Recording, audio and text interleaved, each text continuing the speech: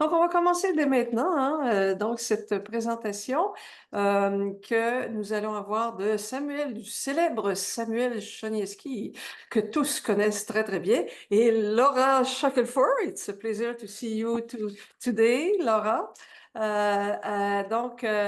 Laura et Samuel vont faire une présentation sur un système qu'ils ont développé, une initiative de recherche aussi qui lie des étudiants de l'Université Paris 8 avec les étudiants de l'Université du Rochester Institute of Technology, qui concerne les pratiques narratives, donc un système narratif qui permet de connecter l'IA symbolique, hein, on n'en parle plus, mais ça existe encore quand même, n'est-ce pas?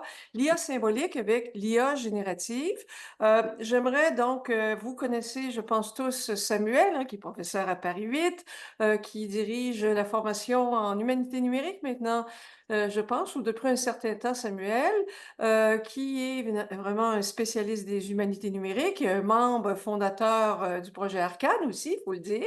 Donc, on travaille, Samuel et nous tous, depuis, en fait, maintenant 4 ans sur ce projet, mais bien avant, parce qu'on avait travaillé aussi d'autres projets ensemble depuis 2017, je pense.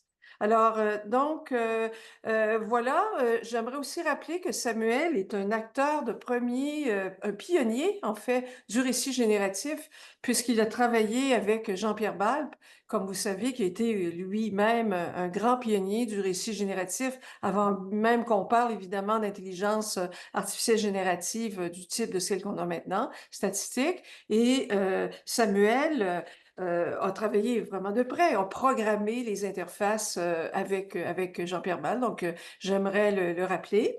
Et je vais vous présenter Laura Shackelford. Laura est professeure titulaire donc au Rochester Institute of Technology. Qui est dans l'État de New York, se spécialise dans la littérature contemporaine, la théorie narrative, la philosophie de la technologie et explore l'interaction entre la littérature et la science. Il s'intéresse également à la science-fiction et la fiction spéculative, que nous avons déjà discuté dans le cadre du séminaire également. Donc, elle a organisé plusieurs conférences et enseigné la littérature numérique ainsi que l'analyse culturelle des cultures numériques depuis 2012 sur 4 continents. Alors, sans plus attendre, donc, je vous donne la parole. Et effectivement, la narration générative entre IA symbolique et connexionniste, qui va être présentée en tandem, hein, avec Laura et Samuel. Alors, je vous donne la parole, Laura. Ah Merci. oui, je pense que Samuel va commencer. OK, merci René. Donc, encore moi. Mais donc, là, on va parler de un peu la suite de ce que j'ai dit avant. C'est-à-dire qu'avant, je vous ai montré comment on fait une base de données, machin, comment on va pouvoir utiliser l'intelligence artificielle pour faire tout ça.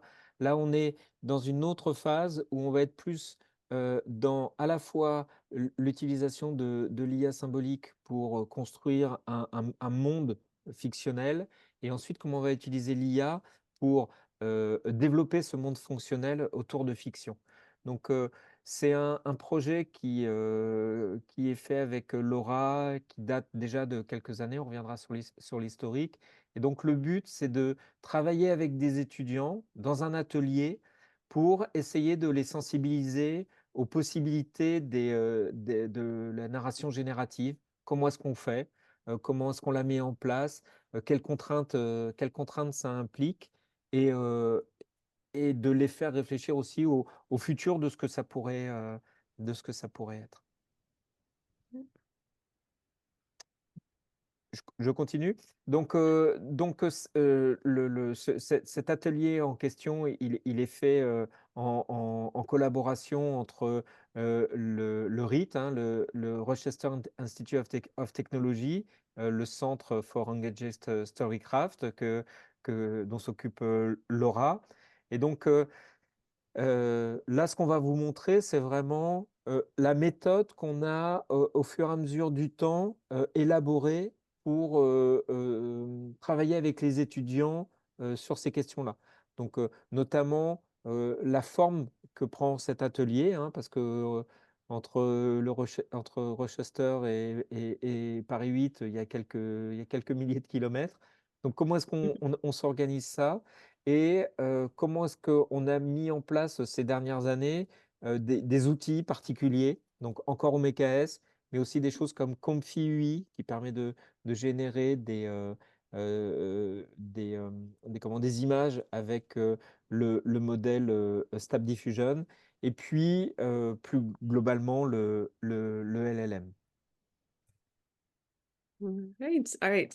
So I'll give a little bit of the chronology, the timeline for the workshop. So the workshop grew out of a model developed by Philippe Boots from an intensive Erasmus program he organized with University Complutense de Madrid. And also some digital literature workshops that Philippe and I organized with colleagues in Ghana and Benin in West Africa. So that was in 2011. And then in the fall of 2018 was the first partnership between University of Paris 8 and RIT. In spring of 2023, Samuel joined and took responsibility as the co-leader of the workshop and started to create this Omeka S generative narrative database,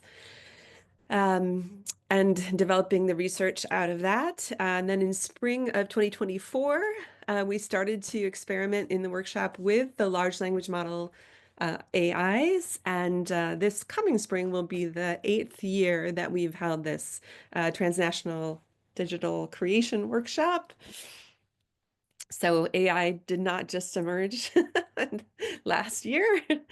Sorry. Thank you. So a couple things about just our methods. The workshop's really organized around practice-based workshops activities. So the idea is that the students will use their creative explorations to pursue questions, research questions about what is a narrative, what's a narrative experience, how does AI change the way we understand or experience narratives. The course is a shared course between our two universities and also bridging these two countries, France and the US. We place the students in transnational teams based on their interests, so combining the French and the American students. The students come from all different disciplines. The RIT students come from computer science, from digital humanities, from illustration, film. The University of Paris 8 students come from digital humanities, from art tech. Anywhere else, Samuel? Oops. Oh, can you go back, Samuel? Sorry. Oh, okay, sorry. No, that's okay. I just wanted to mention that we try to have the transnational collaboration shapes the themes, the content of the stories, and also the students' methods. So often the students explore themes of global concern, intercultural communication, questions of language, but they also obviously are navigating language, time differences, different digital cultural practices and applications. Sorry. That's okay. Maybe next slide now. Thank you. Oh, previous one, sorry. Can you go back once? Yeah. Oh, no. Back one. Yeah, Yeah, perfect. this one. All right. So just to say a little bit about before the workshop begins, I always try to introduce digital literary practices as sites of experimentation and places where there's the possibility for reflexive knowledge production. Based on my background in the history and philosophy of technology and digital cultures, I always stress to students that computers were not originally conceived of as technologies for multimedia communication or for storytelling or for generating language. So that kind of emerged haphazardly over the course of their evolution. And I try to underscore this long history of artists and programmers who've experimented with these technologies and explored their potential, their creative and expressive and knowledge building potential. So on the right, I have a picture of the, well, I mentioned Ada Lovelace's information programs, her computer programs, her poetical science of her imaginary program, the love letter generator that Alan Turing and Christopher Strachey made, which is pictured at the right, the lists that they used to write love letters from the Manchester University computer. Of course, Oulipo is an important influence, ASCII art, digital literature, games, and music, semantic story generators like Tailspin and Universe, Bulbs generators, Scheherazade, just to give a little context. And then also the large language model AIs that generate text and images today. But I try to underscore just these different creative engagements with the technologies that have led up to the present moment, so they understand some of that history. And I guess next slide, if you don't mind, Samuel. And I try to underscore digital creation as an experimental science with two sides. One, on the one hand, that through their literary creation, they can explore the possibilities of narrative, both expressive and artistic potential. Think about how these technologies and specific media change the way we understand stories and storytelling and experience them. But the flip side, I always underscore that quite a few of these creative experiments with technologies are ways to get a different perspective on and to question some of the limits and shortcomings of these technologies, and specifically the way they're used in dominant culture.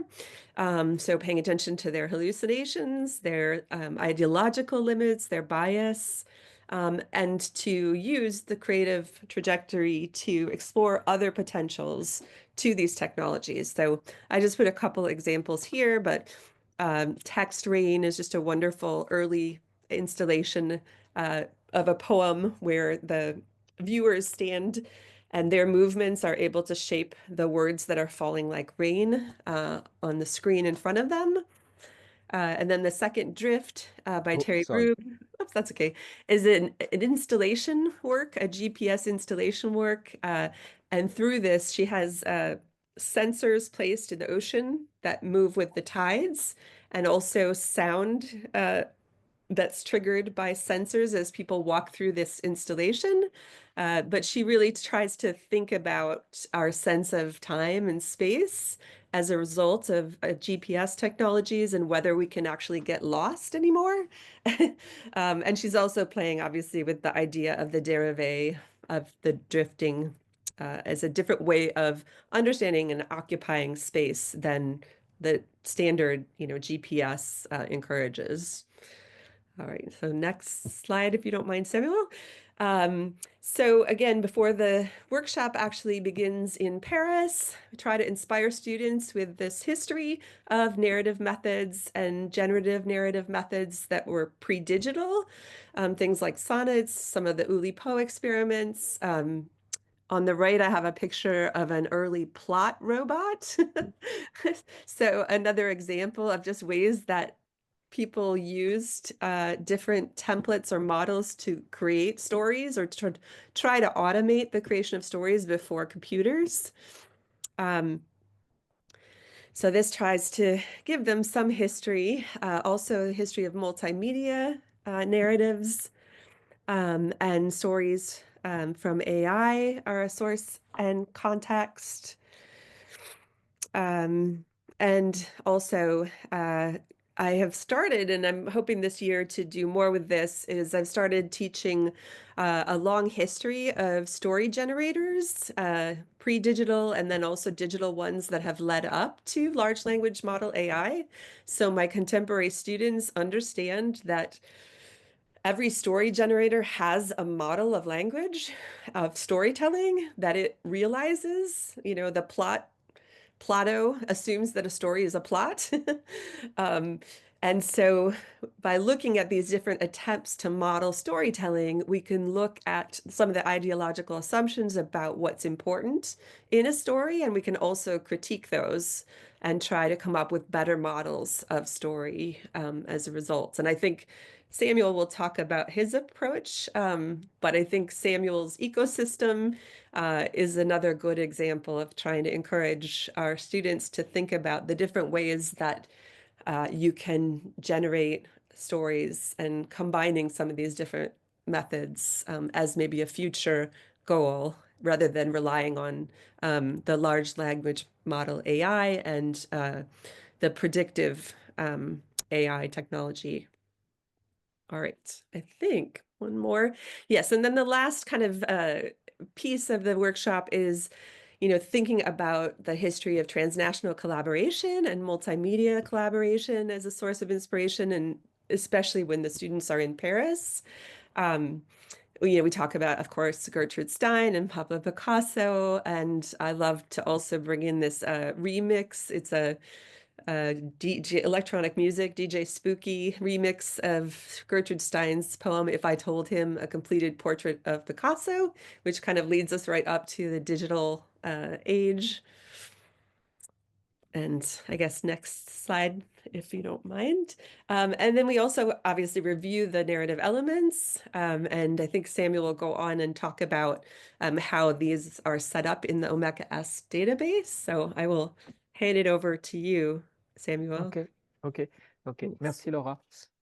Oui, donc pour arriver à sensibiliser les étudiants à ces fictions génératives, on a un processus qu'on a élaboré en collaboration avec Philippe Boots il y a déjà quelques années. On a un modèle très, très simple, très, très générique, et on essaye de l'appliquer. Alors tous les ans, ça change un peu, il y a des nouveaux outils qui apparaissent, on essaye de s'adapter, mais le modèle général est relativement le même. On a dans un premier temps la définition d'un monde, c'est-à-dire qu'on va définir un monde fictionnel à travers un modèle qu'on va définir. Ok. Donc là, depuis quelques années, le modèle qu'on propose aux étudiants pour gagner du temps, hein, on pourrait les faire travailler sur le modèle, mais là, pour gagner du temps, c'est un modèle très générique, hein, c'est celui que vous avez à l'écran. On a des récits, des actants, des objets, des lieux, des affects et des événements. Voilà, et on va demander aux étudiants d'instancier chacun de ces éléments du monde par une description simple, un mot, une phrase courte, etc. Donc ça, c'est la première étape. Et cette première étape, ça nous permet de montrer aux étudiants la transformation entre du texte et un objet informatique. Donc là, ce que vous voyez à droite, c'est l'interface Omeka qui permet de faire ça. Donc les étudiants saisissent du texte et à un moment, ils appuient sur un bouton et le texte va être transformé en objet informatique. Alors ça veut dire quoi? Ça veut dire que dans la base de données, on va avoir une item particulière, et à cet item-là, on va pouvoir associer d'autres propriétés. Et donc, c'est la première étape pour juste comprendre que un texte, c'est un texte, mais un objet informatique, c'est pas juste un texte. Il y a autre chose dedans. Il va y avoir des propriétés supplémentaires. Et c'est dans la définition de ces propriétés qu'on va pouvoir élaborer la deuxième étape, qui est comment est-ce qu'on passe du monde à un état du monde. On a un premier cycle génératif qui va prendre les éléments du monde et va l'associer dans leur virtualité, dans leur potentialité, pour dire à un moment, voilà un état du monde. Et cet état du monde, je vous montrerai tout à l'heure à quoi ça correspond. Et c'est la deuxième étape, l'état du monde. La troisième étape étant la médiatisation de cet état du monde. Donc c'est à cette troisième étape que les étudiants, par rapport à l'état du monde, vont faire, je ne sais pas moi, des vidéos, de la musique. Alors là, on est beaucoup plus sur des pages web avec images et textes, etc. Mais on peut imaginer de transformer cet état du monde en n'importe quel autre média. Voilà. Donc le modèle très simple, trois étapes, et pour chacune de ces étapes, on accompagne les étudiants de la transition de chacun. L'avantage de ces étapes, c'est qu'elles sont autonomes. C'est-à-dire qu'on peut imaginer des manières de faire le monde, des manières de faire les états du monde et des manières de médiatiser les états du monde. Donc là, très concrètement, bon, vous avez vu un peu tout à l'heure à quoi correspond Omeka. Donc, on a cet outil qui permet de transformer du texte en objet. Et là, vous voyez donc à droite, c'est l'outil qui permet de faire la transcription. Et à gauche, vous voyez à quoi correspond une item dans la base de données. Donc là, on voit tout en haut, c'est une item de classe story. Donc ça, c'est une histoire. Et chacun des éléments de l'histoire renvoie à une autre item. D'accord. Et après cet item-là, on va pouvoir la décrire, ajouter les médias dessus, rajouter des informations, des poids, etc., etc. L'idée est de faciliter la génération de ces objets informatiques avec des outils. Pardon. Alors ensuite, alors là, on est dans la transition entre l'État et le média. Là, ce que vous voyez ici, c'est une copie d'écran d'un outil qui s'appelle ComfyUI.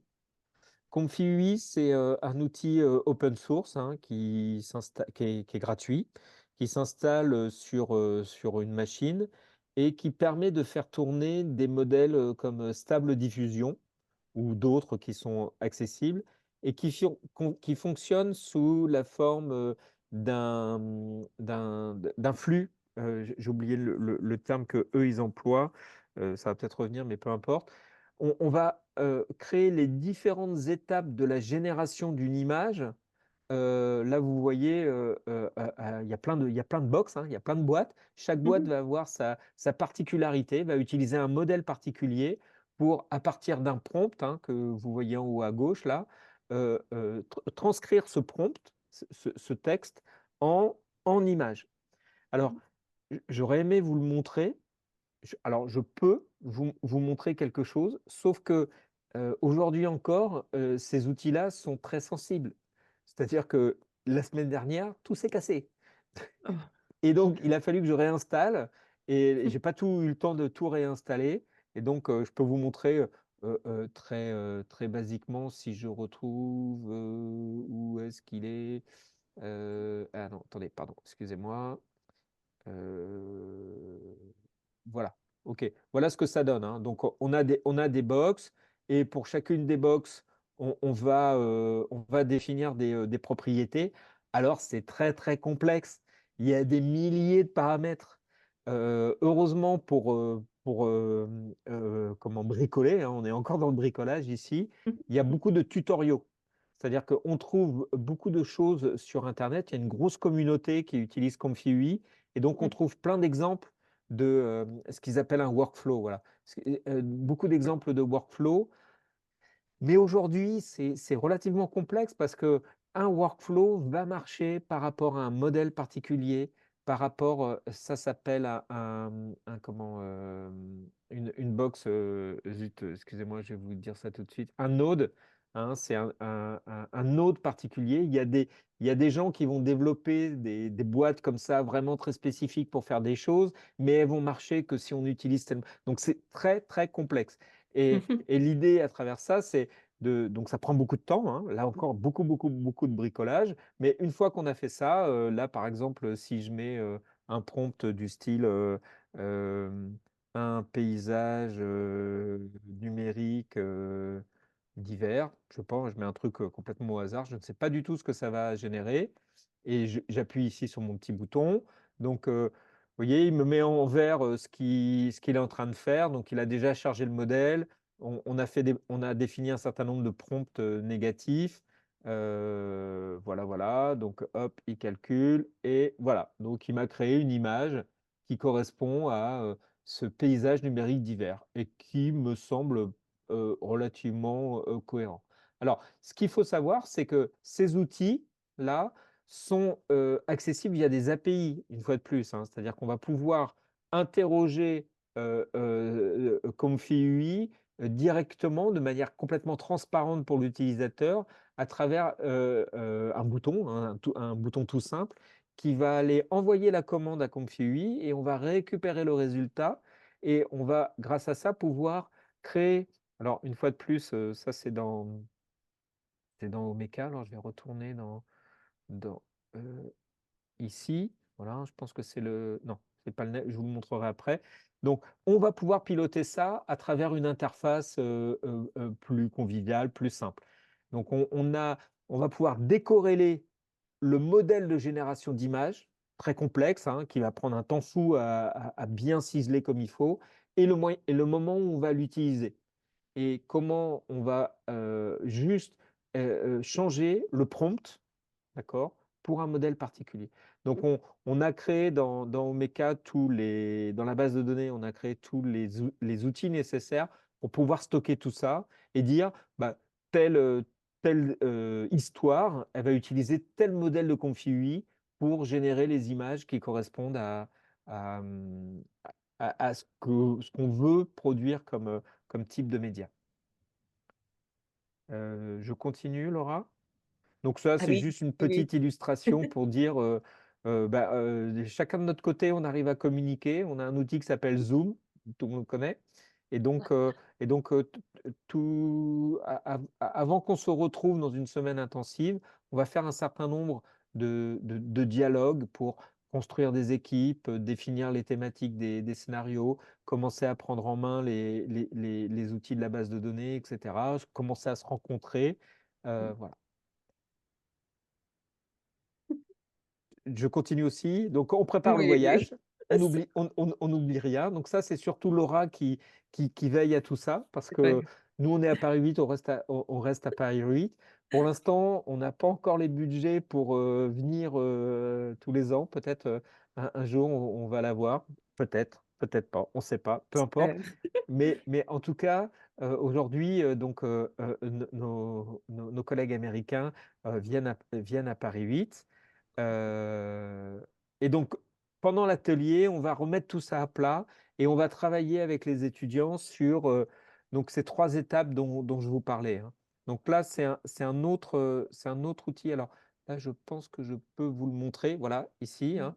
Donc, ça, c'est encore une application web qui utilise Omeka. Alors, vous allez me dire pourquoi Omeka, il a des actions. Non, c'est juste que Omeka, c'est très pratique. On peut modéliser n'importe quelle base avec Omeka. Et c'est du web sémantique open source, et donc c'est très pratique. Donc là, l'idée, c'est qu'on choisit une histoire. Donc là, moi, j'ai mon histoire qui est là. On a accès aux différentes objets qu'on a définis, et notamment des objets très particuliers qui sont les événements. Donc, dans le modèle qu'on a développé cette année, on a fait des événements un peu le cœur excusez-moi, c'est ma fille qui arrive, donc elle me fait coucou, je lui fais coucou. Pardon. Donc là, on a toutes les images qu'on a générées par rapport à cet événement, et puis la description de l'événement, qui a quelques propriétés toutes bêtes.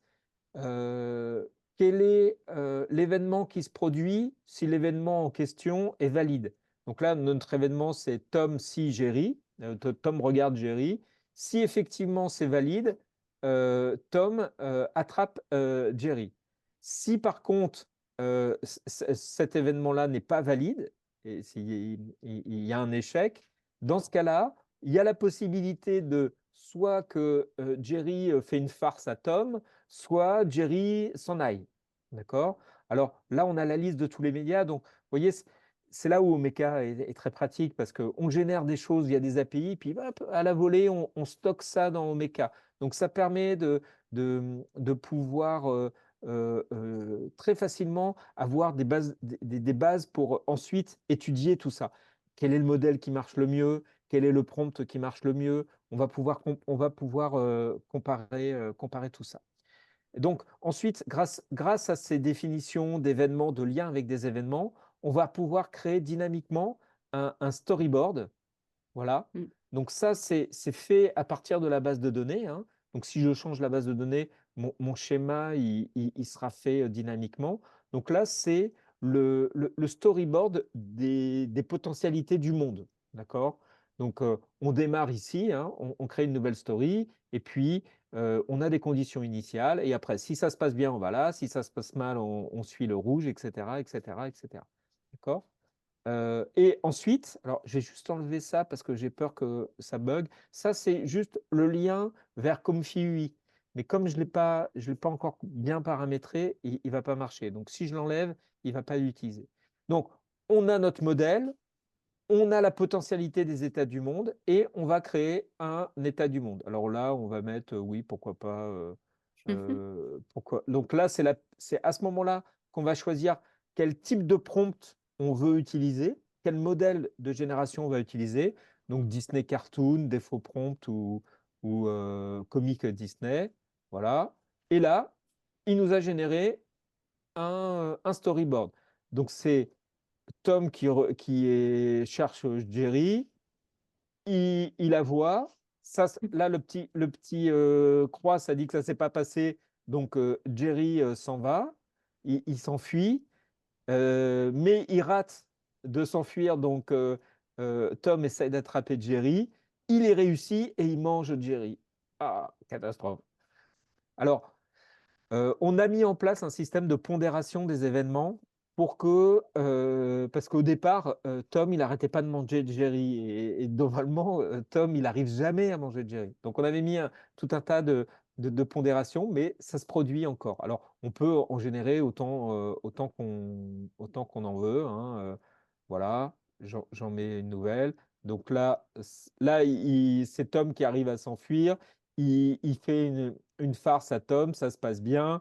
Il s'enfuit, il le cherche, il refait une farce, il le cherche, et puis il ne le trouve pas et il refait une farce. Et voilà. Donc, c'est un modèle qui est très très simple, hein, qui peut être complètement changé. Là, l'avantage de cet outil, c'est qu'on va pouvoir rechercher tous les storyboards qu'on a déjà fait. Et donc, par exemple, ici, alors non, pardon, on va prendre un autre là. Voilà. Ici, c'est des storyboards passés où on avait fait des générations avec Comfy UI et avec un autre élément dont je vous parlerai plus tard, qui est un générateur automatique de prompt qui utilise les modèles Balpian pour le faire. Donc là, on a un prompt qui est Cartoon of Jerry the Mouse and Tom the Cat in a kitchen background. Tom is looking for Jerry. Alors, bon, là, du coup, Tom is looking for Jerry. On voit pas Tom, on voit juste Jerry qui regarde et bon, on se demande ce que c'est. Là, on ne sait pas si c'est un chat ou une souris. Bon, en même temps, on a les deux couleurs de Tom et Jerry, mais voilà. Donc là, tout ça, c'est des work in progress, hein. Petit à petit, on essaye d'améliorer les choses, de trouver les bons modèles, de trouver les bons prompts. Je peux vous donner peut-être, si dans les plus On anciens, arrive un peu à la fin de votre temps, si jamais vous pouvez conclure. Ok, ok. Voilà. Donc, juste un exemple de prompts qui n'ont rien à voir avec mais que la machine est capable. Donc, il y a plein de tests qui se font comme ça. Pardon d'avoir été si long. Donc, voilà l'écosystème, hein, de génération. En partant de la droite, on a Omeka qui permet de gérer la base de données. On a des applications web qui permettent de gérer des storyboards et puis des premiers exemples. On a le générateur de Balp, je ne vais pas aller plus loin, et on a Comfy UI. Donc tout ça est en relation écosystémique. Je fais vite, hein, ça c'est le Tom et Jerry et quelques images qui ont été générées. Laura, tu veux reprendre la parole ou je continue? Sure. And this is just, yeah, after, or well, during the workshop, of course go and visit sites of cultural interest, the American students do, and explore the context and inspiration that is art in Paris. And then, do you want to go ahead, Samuel, and just Yeah, explain yeah. Ok, donc là, ce sont les exemples des histoires qui ont été générées par les différents étudiants, hein. Donc, vous voyez à gauche quel est l'étudiant, quel est le titre, et et comment il a fait. Alors, vous voyez, les scénarios sont plus ou moins complexes, hein, et donc voilà. Donc, l'année prochaine, on va continuer, hein, après l'atelier, on continue et on améliore, hein. On est encore dans du work in progress, hein. C'est-à-dire que là, l'idée, peut-être qu'on va développer cette année, c'est comment, à partir des potentialités scénaristiques, on va directement intervenir dans cette carte-là pour ajouter des informations. Pour l'instant, la carte est générée, mais elle n'est pas interactive. Donc là, l'idée, ça serait peut-être de la rendre interactive pour modifier des choses, rajouter des documents, etc., etc. Et puis, je pense aussi intégrer des générateurs de texte à la fois Balpien, mais aussi plus LLM comme Olama, etc. Enfin, on a encore plein de choses à faire. Merci beaucoup pour votre attention. Merci. Alors, merci beaucoup, Samuel et Laura, pour cette présentation vraiment, encore une fois, très, très intéressante.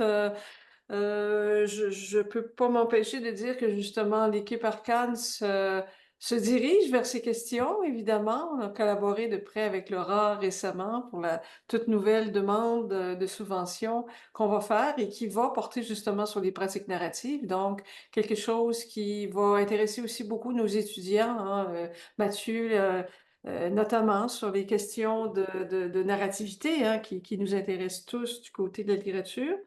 Euh, deux points, deux questions. Donc, peut-être la première, euh, la difficulté, on le sait, c'est depuis bien des années, évidemment, la question de la génération de récits par la machine, comme on l'a vu. On se trouve dans des schémas très proches, finalement, par exemple, du bon vieux Vladimir Prop, des schémas extrêmement simples de la narration, comme de la narrative, ou du récit plutôt, tel qu'il a été formulé, évidemment, depuis les structuralistes depuis bien des années. Et donc, lorsqu'on gère par événement, par exemple, on se retrouve avec des histoires. C'est vraiment intéressant, c'est une base du récit, mais on sait qu'il y a plein d'autres formes de récits qui ne sont pas justement basées sur des structures à la Vladimir Pop ou Grimace même, par exemple, si je reprends les filières françaises. Donc, le récit est multiforme et j'aimerais peut-être poser la question d'abord à Laura, peut-être Samuel également. Donc, est-ce qu'on est capable de générer du récit qui ne sera pas nécessairement moulé sur ces structures très, très convenues finalement du récit qu'on connaît et qui sont vieilles comme le monde, en fait. Laura, did you understand the question, Laura? Yeah. So yeah, no, I mean, I think that's kind of why I've been having my students use a lot of the available story generators because they're just exploding on the web. There's so many Yeah. different ones. And what you find is that most of them generate these just really awful childlike, once upon a time. And I think a lot of them do fall into that kind of the structuralist, just a very, very generic, right? Uninteresting narrative. So, I mean, I guess the challenge seems to me to try to find ways that through these modeling practices and maybe the combination of different practices, you can generate stories with more complexity. So you're not just privileging plot events or scenarios. So it's like scripts or plots or characters or I feel like I mean, I think in the near future, that's what will happen just because like the large language model, predictive AI are really good at certain kinds of things, but not at telling stories with goal-oriented action. But there are other approaches to storytelling or automated story generators that are good at that. And then certainly like just the question of the randomness of human creation, I feel like that somehow has to enter into that. And I mean, I think that fits maybe with what Samuel was saying about bricolage, in terms of, I guess, trying to think about how human creation has been automated for quite some time in different ways, or has always had some relationship to a structure, a system, right, of thinking, and just thinking about what the current structure, how we could accommodate that to include human creation and experience, as well as some of these different, automating some of these different components of storytelling. But I guess for me, it's just a huge question of having to come up with a better understanding of narrative and story, really. I don't think any of these generators really care much about that. And so, Alors, cette question, je ne sais pas, Samuel, si tu voudrais aussi commenter, mais ça amène, je pense, un point assez intéressant. Et moi, je trouve toute la démarche, justement, d'aller de l'IA symbolique à combiner avec l'IA générative. Et on voit que dans l'IA symbolique, on se retrouve avec ces modèles très facilement. Très, très convenu, très structuraliste. Et puis, est-ce que ça produit des bonnes histoires? On est très, très loin de la narration humaine avec toute sa complexité. Et lorsqu'on se retrouve dans ce nouveau paradigme de l'IA générative, c'est là que, à mon avis, il y a des breakthroughs impressionnants de ce côté-là. Et ça m'amène à parler un thème que je regarde de près, peut-être très, très inspiré de la conférence de Fabien, en fait, sur les hallucinations. Et en travaillant cette idée des hallucinations provoquées, je suis tombée sur un papier très intéressant, donc je voulais vous partager, qui s'appelle Artificial Dreams, Surreal Visual Storytelling as Inquiry into AI Hallucination. Ça, c'est le papier ici qui a été écrit par Alprin de l'Université de Washington et Lukin de DEFCON Army Research Laboratory. Donc, c'est une piste que j'ai trouvée très intéressante parce qu'on voit que la question de l'hallucination, on en parle beaucoup aujourd'hui, de façon très négative, bien sûr, parce que quand il y a cas d'hallucination, généralement, c'est très disruptive, c'est très dérangeant parce que justement, ça pose la question de l'illusion dans dans la narration. Et lorsqu'on est dans le domaine de l'éducation, on est dans le domaine du journalisme, on s'éloigne du fait, on crée finalement du faux à travers ça. Et il y a ce courant, et puis moi je suis en train de le découvrir, je trouve ça assez passionnant, de voir l'hallucination algorithmique d'un autre angle tout à fait différent, qui serait celui qui permet d'introduire de l'innovation, de l'originalité et de la créativité dans le storytelling. Alors, j'amène ça parce que je trouve que ça met en évidence cette différence entre les schémas structuralistes très construits et cette sorte de bête qui nous arrive, de créature, d'alien, d'altérité radicale que j'appellerais, qui vient des larges, des LLM actuellement, et donc qui amène à l'avant-plan cette question d'hallucination. Donc, dans l'article que je vous montre, c'est une équipe justement qui a fait toute sa recherche sur l'expérimentation de quelle façon les hallucinations algorithmiques peuvent être utilisées de façon positive pour un créateur pour stimuler l'imaginaire, pour travailler de concert avec l'auteur humain. Donc, on n'est pas dans un schéma où on tente de faire écrire des récits par la machine. On est dans un schéma de collaboration créateur versus machine et comment justement l'hallucination algorithmique peut nous amener à briser cette barrière où on a toujours, dans ces schémas qu'on a qui sont finalement convenus, qui nous viennent beaucoup de l'IA symbolique, à mon avis. Donc, Samuel, je suis un petit peu comme l'avocat du diable aujourd'hui, hein, tu sais, pour montrer en tout cas, cette nouvelle avenue que je trouve vraiment très intéressante et qui va mettre vraiment en évidence cette nécessité de la collaboration humain-machine dans les nouveaux assemblages qu'on va faire. L'importance de l'humain dans le processus, de la question de l'intentionnalité, du jugement esthétique qui est posé, et comment la machine peut intervenir pour stimuler l'auteur humain, finalement. Peut-être lui-même écrire des bouts d'histoire, mais également stimuler la créativité de la même façon que les surréalistes l'ont fait à une certaine époque, hein. On connaît André Breton, tout le travail de l'écriture automatique qui a Mhm. été analysé par les surréalistes, beaucoup, et on se retrouve avec une machine à produire du surréalisme à quelque part. Une machine qui peut produire des récits qui sont complètement en dehors des faits présentés, etc., mais qui sont peut-être source de créativité. J'ai peut-être intervenu un petit peu longtemps, mais je voulais simplement connecter parce que je suis dans cette recherche présentement et puis voilà, votre intervention m'a amené dans ces réflexions. Laura, Samuel, peut-être un commentaire? No, I mean, I think it's a great idea. And just certainly, yeah, there's the possibility of just that the randomness of, I mean, it's kind of like the the randomness of massive data, right? But I can't help but think that it will be a different kind of creativity. It would have to be kind of separated because with the surrealists, or I was thinking even of Freud and his jokes and slips of the tongue, those kinds of slippage with language are thought to reveal a kind of unconscious human dimension to language and experience. And with the machine, right?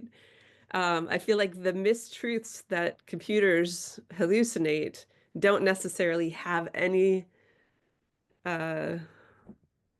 I guess, explanatory or revelatory dimension for us. I mean, they could have a weirdness, right? An unpredictability at the core of predictive computing.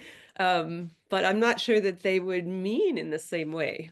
But I think it's a fascinating approach, and certainly I would guess digital literary people will probably take it up as a new kind of space of play. Why not? Yeah.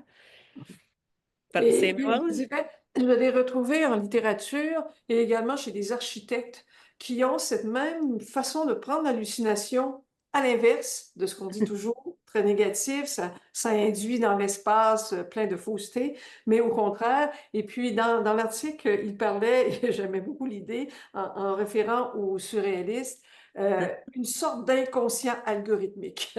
Il y a, Yeah, c'est vraiment super intéressant parce que c'est ça, qu'est-ce mais que fait c'est ça, l'algorithme? On le sait, hein, au-delà du perroquet stochastique, en fait, qu'est-ce qu'il fait? Il va chercher sa matière première dans les écrits humains ou dans les récits humains ou si on lui donne une base de récit, c'est là qu'il va chercher sa matière première. Donc, ce n'est pas que du hasard stochastique.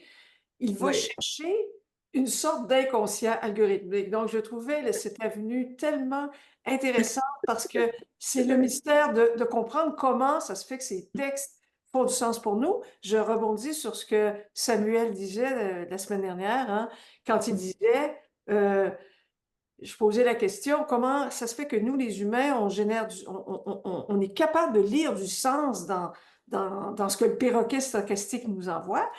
Samuel nous disait, ben, les humains, on est fait pour trouver du sens partout. J'ai bien aimé ce commentaire, Samuel, de dire, on est des machines à créer du sens, les êtres humains, et pourquoi pas avec l'inconscient stochastique. Alors, voilà, c'était... Donc, il y a d'autres intervenants. Je vais passer la parole à Je Fabien. voudrais juste répondre Samuel, oui, très rapidement oui. en éclairant ta question et en la transposant dans une autre forme de littérature, qui est la littérature de gare. Parce que il me semble que c'est assez, il y a des parallèles assez intéressants, c'est-à-dire, et je reviens à ma question de départ du séminaire qui est production et création. On a tendance à voir les LLM et l'IA générative comme des monstres parce que déjà ils sont différents et puis ils ont cette capacité à produire de manière infinie, etc.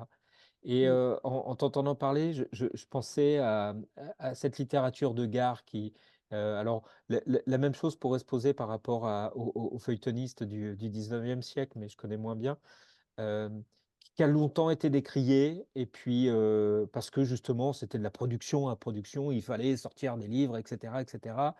Et il y a un moment, il y a des auteurs qui ont quand même émergé, et ils ont émergé justement parce que ils offraient des hallucinations.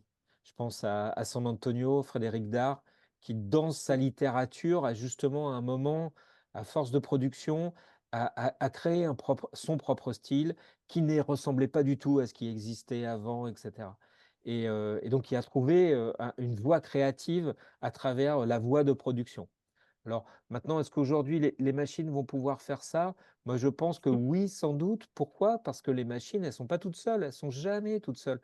C'est peut-être un des axes là que je voulais montrer, c'est que effectivement les machines, elles produisent, mais avant qu'elles produisent, il y a beaucoup, beaucoup, beaucoup, beaucoup de travail. Il y a beaucoup, beaucoup, beaucoup de paramétrage. Il y a beaucoup, beaucoup, beaucoup de choix qui sont faits par des humains. Et donc, Ouais. on ne peut pas juste dire ah, il y a le monstre là. Non, on est le monstre nous-mêmes et on l'entretient. Ouais, c'est vraiment intéressant. Donc, si je pense à d'autres pratiques, évidemment, artistiques qu'on connaît bien, l'introduction du hasard, ça fait depuis le début du 20e siècle et bien avant qu'on le fait comme étant un élément qui amène la créativité. Et donc, pour moi, l'IA peut devenir cette sorte de machine à créer du hasard d'une certaine façon ou créer du chaos. Qui se trouve à être aussi, on le sait, souvent le point de départ de la création. Le chaos étant un point de départ. Maintenant, nous, les humains, on a cette fâcheuse tendance à toujours vouloir organiser le chaos au lieu de le laisser aller par lui-même. On est des machines à créer du sens. Et donc, je pense que, comme Samuel le dit, ce qui est intéressant, c'est de voir de plus en plus la question de la créativité comme une collaboration humain-machine. Une sorte de, j'aime bien le terme assemblage, parce que cette notion d'hétérogénéité, d'ailleurs, qui nous vient de Deleuze, ce sont des assemblages et c'est de voir comment cette interaction peut nous intéresser, puis évidemment sur le plan de la création littéraire, mais aussi sur le plan de d'autres types. Peut-être une petite remarque, et je te passe la parole, Fabien. Dans l'article que je vous montrais, dans les expérimentations qui ont été faites, ce que j'ai trouvé intéressant, c'est que les créateurs cherchent à produire de l'hallucination, ne cherchent pas à la minimiser parce que c'est la source de la créativité. Alors, ils cherchent à la produire et ils ont essayé différentes façons avec les prompts de créer davantage d'hallucinations. Et à partir du moment où on va donner comme données d'entraînement, des données qui viennent de sources composées, de sources complexes, ce n'est pas juste un corpus, mais c'est plusieurs corpus. Dans leur cas, c'est le visual storytelling, mais ça peut être des sources littéraires, des sources de différents médias. Et quand ces sources qui sont données sont différentes ou même voire conflictuelles, c'est là que la génération d'hallucinations devient la plus puissante, j'ai envie de dire. Alors, je trouve ça très intéressant parce qu'on sait que ce sont des moyens aussi dans la création humaine.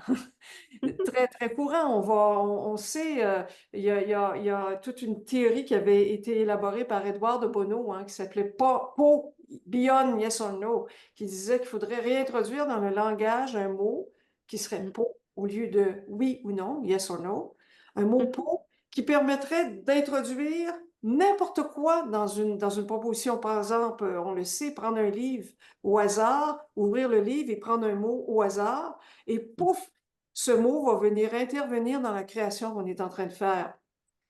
C'est une méthode qu'on connaît, qui existe depuis toujours en création, donc amener le hasard à l'intérieur du processus créatif. Et j'ai l'impression qu'il y a une piste assez extraordinaire d'exploration pour les années à venir à travers justement la dimension de l'hallucination algorithmique. Fabien. Oui, Jean-Marc, tu avais levé la main quand même, non? Tu l'as baissé ensuite? Il y avait Oui, toi, oui, Jean-Marc, non, Fabien. après, vas-y, Ouais. Fabien. Oui, je vais parler en français lentement, mais j'espère je vais pas utiliser des mots trop compliqués, mais j'ai envie de parler un petit peu d'épistémologie en revenant au titre de votre présentation. J'ai plus l'intitulé exact en tête, mais ça m'a marqué parce qu'il y avait, je crois, du paradigme symbolique au connexionnisme dans le cadre de ce que vous mettez en place avec les étudiants.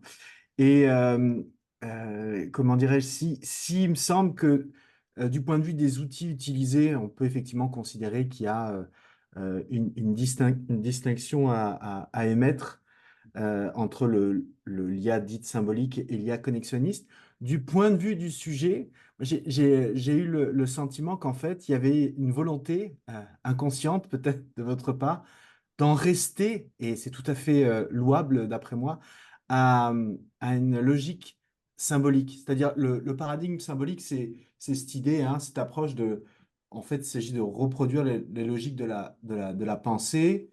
On prend des unités élémentaires, des propositions simples, et ensuite on les manipule avec des règles formelles, quoi, en gros, hein, c'est ma compréhension du bon, système expert étant la concrétisation de cette approche-là, versus le connexionnisme où on est là plutôt dans le domaine de l'expérience, hein. La machine est entraînée à reconnaître des patterns, à reconnaître des tendances particulières sur, en gros, le rationalisme d'un côté, l'empirisme pur de l'autre. Et là-dedans, quelle est la place du sujet? Et ce que j'ai trouvé intéressant dans votre présentation et dans ce que vous mettez en place, c'est cette volonté, en fait, de maintenir les étudiants et les étudiantes dans une reprise symbolique, une sorte de symbolisation de ce que la machine connexionniste est amenée à sortir comme résultat. C'est-à-dire, on fait des prompts, on crée des images, on crée des histoires qui sont en fait,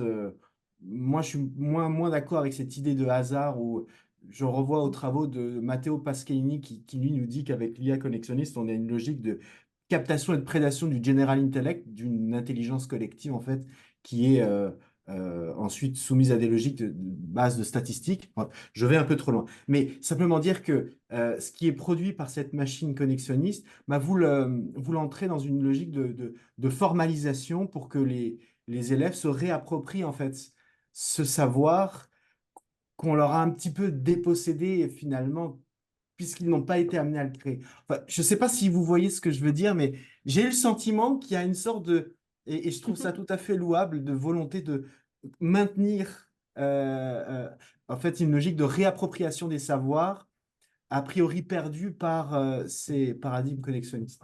C'est un commentaire, c'est une réflexion que moi j'ai, donc je ne sais pas si vous avez une réponse ou ça vous évoque quelque chose, mais ça m'a beaucoup frappé en vous écoutant. Laura, tu veux répondre ou je réponds? Non, vas-y. Ouais, merci beaucoup pour ta question, Fabien. Oui, oui, oui, je pense que tu as raison. Peut-être à travers ça, il y a aussi peut-être la volonté de développer l'esprit critique. Mm. Pourquoi? Parce que l'IA symbolique, c'est quand même, ça reste de la responsabilité du sujet.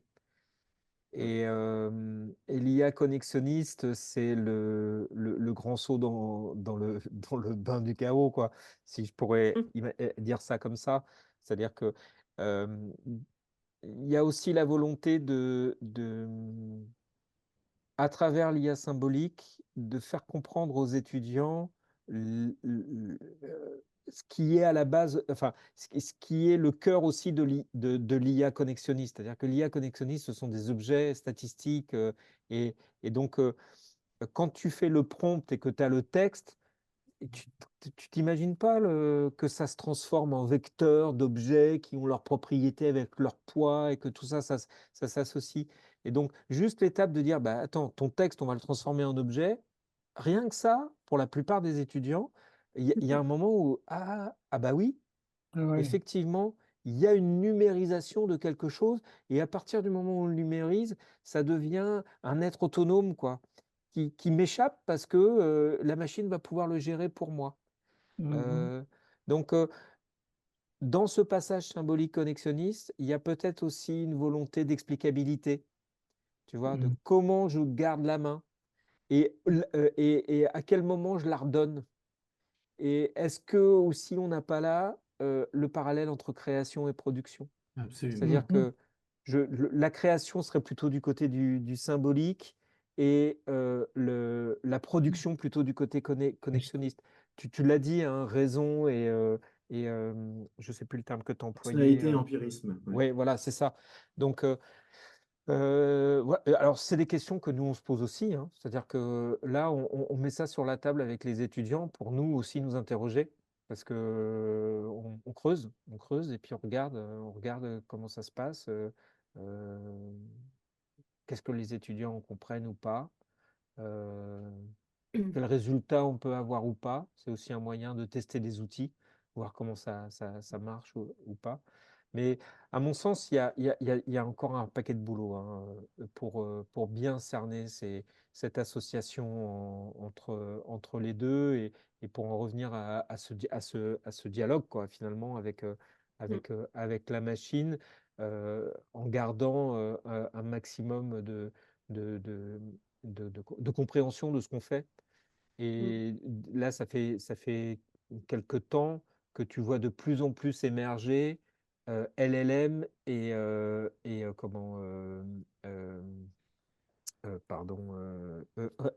réseau conceptuel, knowledge graph, des réseaux de connaissances. Et il y a beaucoup de gens en ce moment qui travaillent là-dessus. Et ce dont je parlais tout à l'heure, le RAG, le RAG, c'est un peu ça. C'est comment est-ce que dans ce que tu as très bien décrit comme une confiscation de l'intelligence collective par un cumul statistique dans des modèles, comment est-ce que ça, on va se le réapproprier avec une définition qui correspond plus à notre expertise ou à un domaine d'expert. Donc, knowledge graph. Et le RAG, c'est la technique qui permet de faire les deux. Et on voit hein, les choses progressent petit à petit. On passe du prompt engineering au RAG. C'est-à-dire qu'on se rend compte que non, bah, juste un prompt, c'est pas. On peut pas faire de l'ingénierie du prompt. Enfin, si on peut, mais c'est vite très limité. Donc, comment est-ce qu'on va complexifier de plus en plus le questionnement de ces grands modèles statistiques pour essayer d'en faire ressortir euh, j'allais dire un reflet qui correspond vraiment à ce qu'on est en train de rechercher et pas uniquement dis-moi que je suis la plus belle. Alors, on voit la question de Jean-Marc. Le temps file. Jean-Marc, on va une intervention brève pour peut-être conclure. Très très courte. Excusez-moi, je sais pas, est-ce que je suis branché là parce que j'ai eu un problème. Très courte. D'abord, désolé, il a fallu que je m'éclipse quelques minutes. En tout cas, ce que j'ai entendu, c'est passionnant. Puis ma question, elle est intéressée. Est-ce que donc c'est une collaboration entre Rochester et Paris 8, mais est-ce que vous seriez ouvert Bien sûr. Ah bah, je parle pour moi, Laura, je te laisse répondre. Oui, oui, oui, oui, bien évidemment, bien évidemment. Parce que Oui. je pense que surtout, nous, on a quand même tout le volet, nous, maintenant, humanité numérique, et évidemment, nos étudiants s'intéressent énormément aux questions d'écriture et du récit, quoi, du récit numérique. Donc, si on pouvait penser à peut-être une activité commune, ce serait chouette, là, Mm, avec des littéraires. Nous, on est vraiment des littéraires purs et durs. mm, Est-ce que je peux commenter en disant justement qu'on a mis la table là-dessus dans le nouveau projet? Alors, Samuel, j'espère de tout cœur qu'on va continuer nos collaborations, même si maintenant tu as d'autres défis devant toi, mais avec Laura, qui va faire partie du projet, on a prévu des ateliers, hein, et puis moi, je vois tellement un intérêt de la collaboration Oui. Paris. Compiègne maintenant également, le Rochester Institute of Technology, l'Université de Montréal, l'Université Laval, l'UQAM, etc. On se multiplie, quoi, et qu'on va continuer à pouvoir faire cette recherche dans les années qui vont venir, qui nous passionnent tous.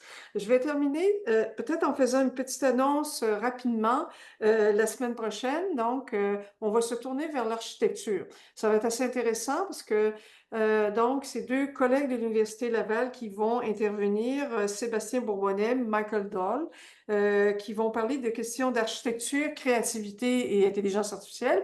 Et c'est assez intéressant parce qu'on sait comment les designers, les architectes sont dans le faire, comme on vient de parler, qu'ils sont dans la pratique et comment ils envisagent dans leur discipline l'introduction de l'intelligence artificielle. Ça, c'est pour la semaine prochaine.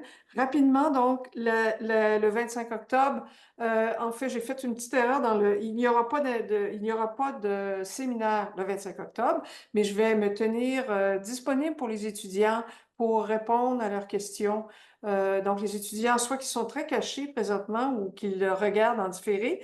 Donc, 25 octobre. Et puis ensuite, on a la semaine de lecture. Alors, on va avoir 2 semaines où il n'y aura pas de séminaire en tant que tel d'invités. On va revenir le 8 novembre, donc avec Jean-Marc, et ça va être extrêmement intéressant sur le théâtre post-humain. Donc, l'intelligence artificielle telle que fabriquée et perçue dans le domaine des arts vivants. Alors voilà, donc merci à tous. C'était passionnant. Encore une fois, les interventions nous amènent à tellement de questions, hein, qui est la marque d'un bon séminaire, quoi. Donc, merci à tous. Au revoir tout le monde. Merci, merci à toutes Bon et à week-end tous. à tous. Merci. Oui, merci. Au revoir à Merci. tous. Au revoir. Jean-Marc, Merci Gabriel. beaucoup. Au revoir.